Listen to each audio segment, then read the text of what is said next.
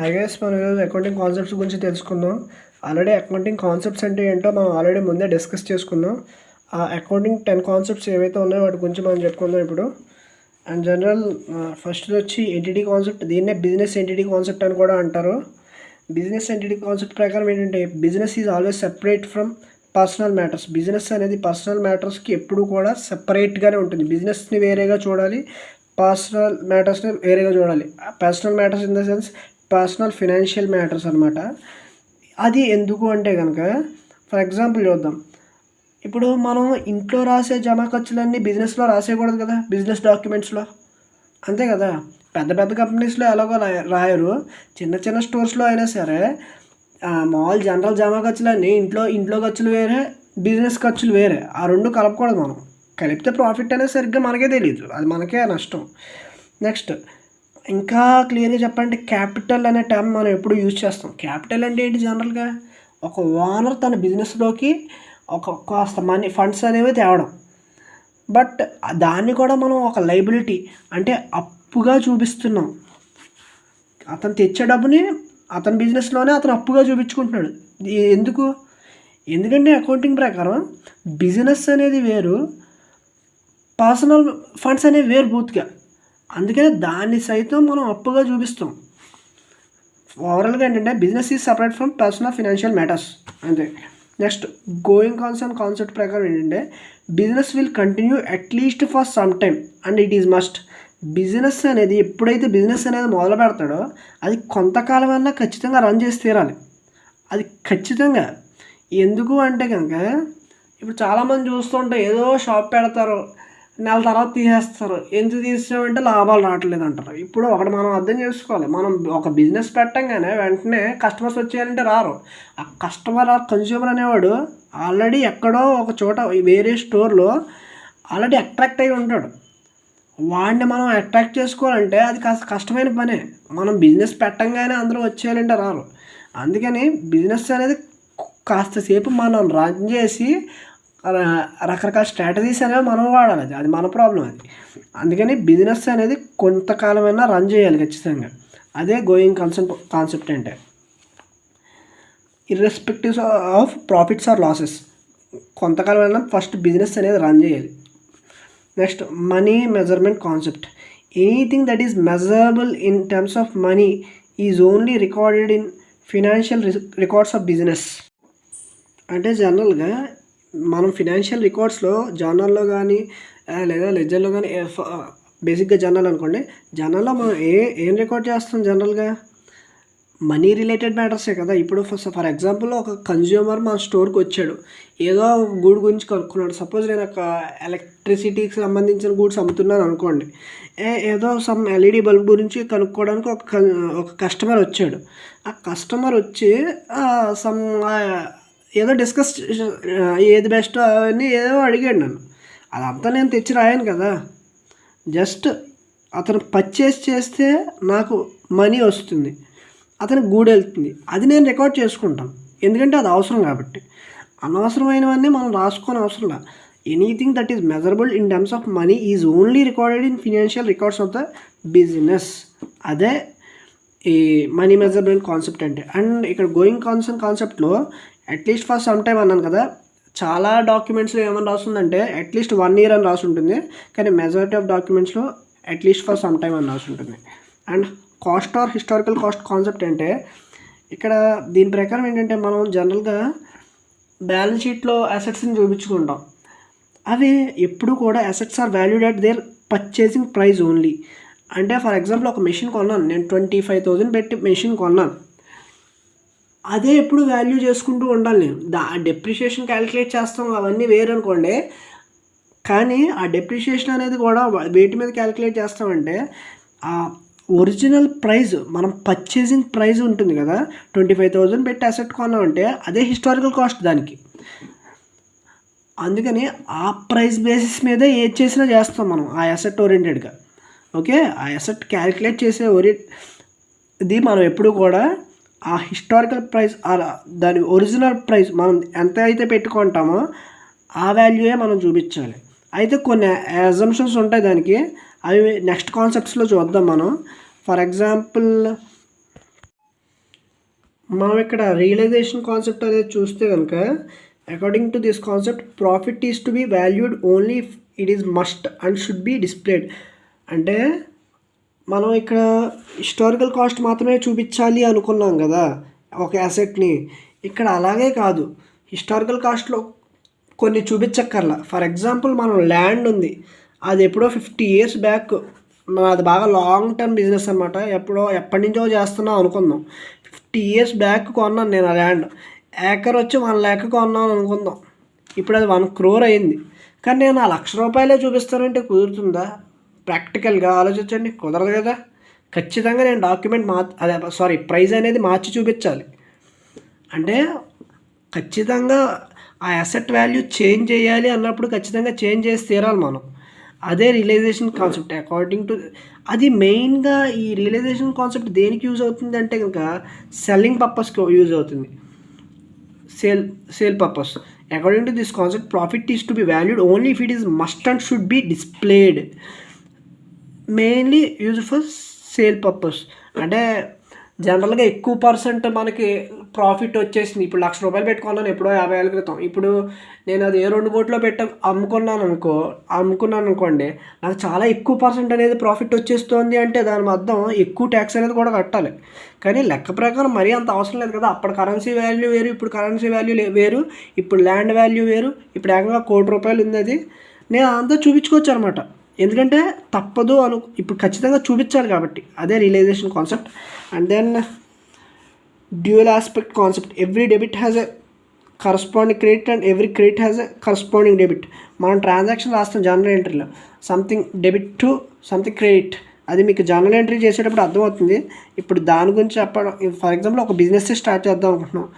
Cash account debit to capital account. ఇక్కడ ఒక transaction just నేను బిజినెస్ క్యాష్తో స్టార్ట్ చేశాను అంతే, క్యాపిటల్ తెచ్చి. క్యాష్ అకౌంట్ అనేది డెబిట్, ఎందుకంటే బిజినెస్లోకి క్యాష్ అనేది వస్తుంది, అది asset, debit what comes in. Next capital అనేది లయబిలిటీ, దాన్ని క్రెడిట్ చేయాలి మనం. Cash account debit capital account. ఇక్కడ క్యాష్ డెబిట్ అయిందంటే ఆటోమేటిక్గా క్యాపిటల్ డెబిట్ క్రెడిట్ అయింది, క్యాపిటల్ క్రెడిట్ అయిందంటే క్యాష్ డెబిట్ అయింది. ఇంకా బాగా చెప్పాలంటే మీకు జర్నల్ చేస్తే అది సరిగ్గా అర్థమవుతుంది. దానికన్నా బెస్ట్ ఎగ్జాంపుల్ ఏంటంటే, ఇప్పుడు నేను ఒక మెషినరీ కొన్నాను అంటే ఒక అసెట్ అనేది ఇంక్రీజ్ అయింది, నాకు క్యాష్ పెట్టి కొన్నాను, ఇంకో అసెట్ అనేది డిక్రీజ్ అయిపోయింది కదా. ఒక ఆస్తి పెరిగిందని సంతోషపడ్డాను, కానీ ఒక ఆస్తి తగ్గితేనే కదా ఇంకో ఆస్తి అనేది పెరిగేది నాకు, అంతే కదా. లేదు, ఆస్తి తగ్గకూడదు, అసెట్ అనేది మాత్రం ఇంక్రీజ్ అవ్వాలి. అంటే అప్పు చేయాలి. నేను లోన్ తీసుకున్నా, అప్పుడు లయబిలిటీ అనేది పెరిగినట్టుగా. అసెట్ పెరిగింది, లయబిలిటీ పెరిగింది, అప్పు పెరిగింది. Okay. Every debit has corresponding credit and every credit has corresponding debit. ఈ జర్నల్ ఎంట్రీస్ చేసేటప్పుడు మీకు సరిగ్గా అర్థమవుతుంది. And accounting period are periodicity concept. ఇది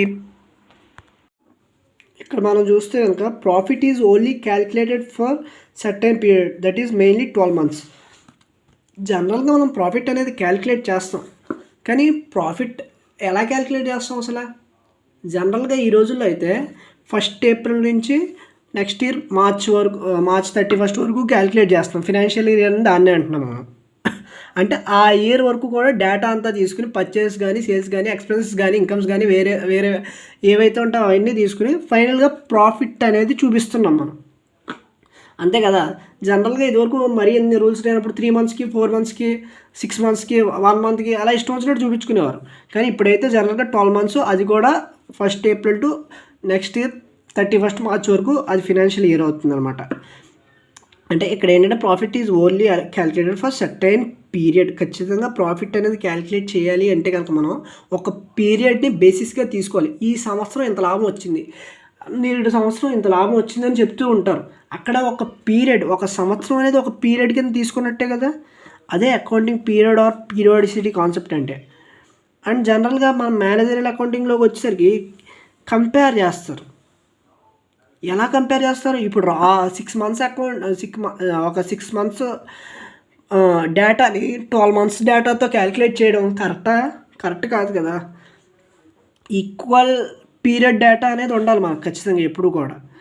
అండ్ దెన్ ఎప్పుడు కూడా ఈ రోజుల్లో ఖచ్చితంగా 12 మంత్స్ క్యాలిక్యులేట్ చేస్తాం.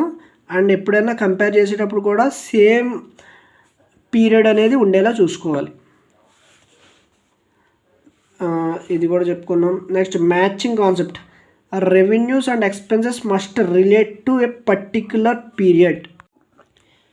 అంటే మనకు వచ్చే revenues, expenses, incomes or expenses ఏవైతే ఉంటాయో అవన్నీ కూడా must related to a particular period. అంటే ఇది చాలా ఈజియెస్ట్ కాన్సెప్ట్ చెప్పాలంటే. అది జనరల్గా ఎవరిని అడిగినా చెప్తారు. మనం అకౌంటింగ్లో ఒక P&L అకౌంట్ కానీ, బ్యాలెన్స్ షీట్ కానీ, P&L అకౌంట్ క్యాలిక్యులేట్ చేసినప్పుడు జనరల్గా ప్రాఫిట్స్ అన్నీ ఒక సైడ్, లాసెస్ అన్నీ ఒక సైడ్ వేసుకుంటాం. అవి ఎలా క్యాలిక్యులేట్ చేస్తాం అసలు మనం జనరల్గా? ఆ పర్టిక్యులర్ ఇయర్కే కదా తీసుకుంటాం.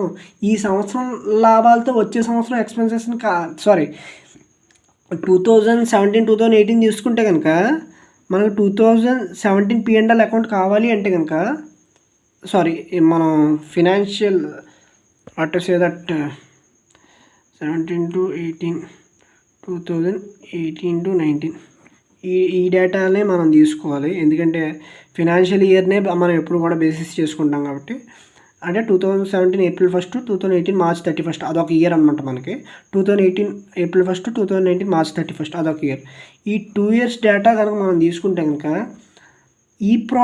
ఈ ఇయర్లో వచ్చిన ప్రాఫిట్స్కి, లాసెస్కి మాత్రమే మనం కంపేర్ చేసి ఒక ప్రాఫిట్ అనేది అప్టైన్ చేస్తాం.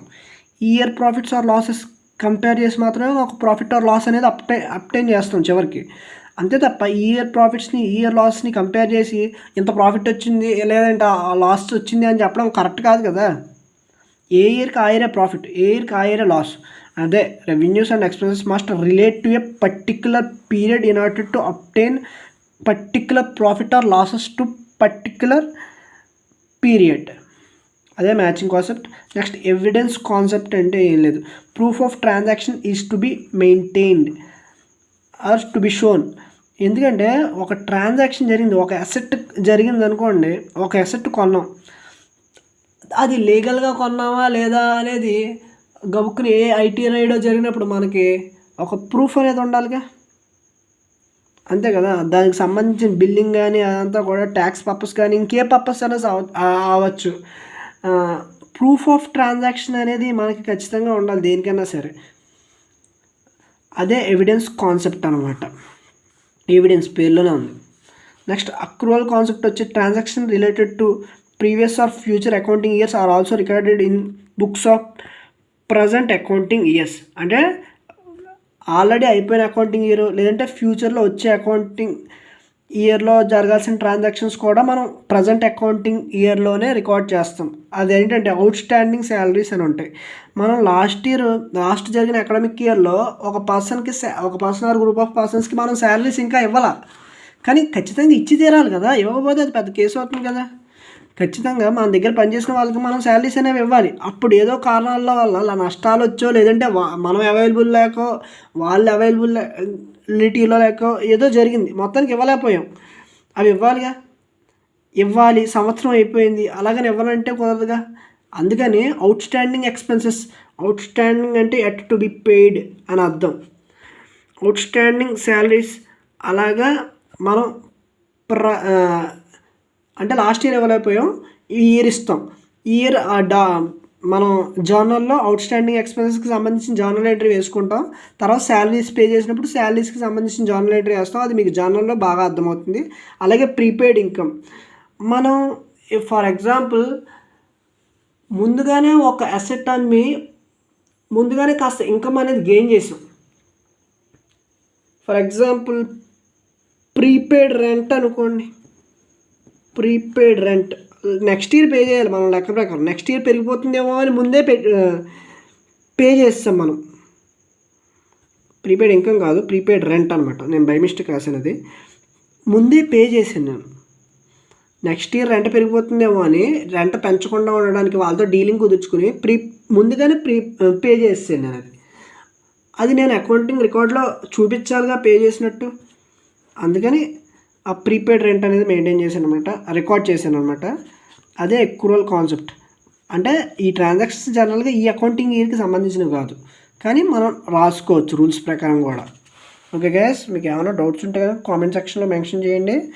ఇంకా ఏమన్నా క్లారిటీ ఎక్కడన్నా మిస్ అయింది పర్టికులర్ దానికి అంటే కనుక ఖచ్చితంగా కామెంట్ సెక్షన్లో మెన్షన్ చేయండి. క్లియర్గా డిఫైన్ చేస్తాను. ఎందుకు అంటే కనుక ఇది చాలా ఇంపార్టెంట్ కాన్సెప్ట్ కాబట్టి. Okay guys, thank you, bye.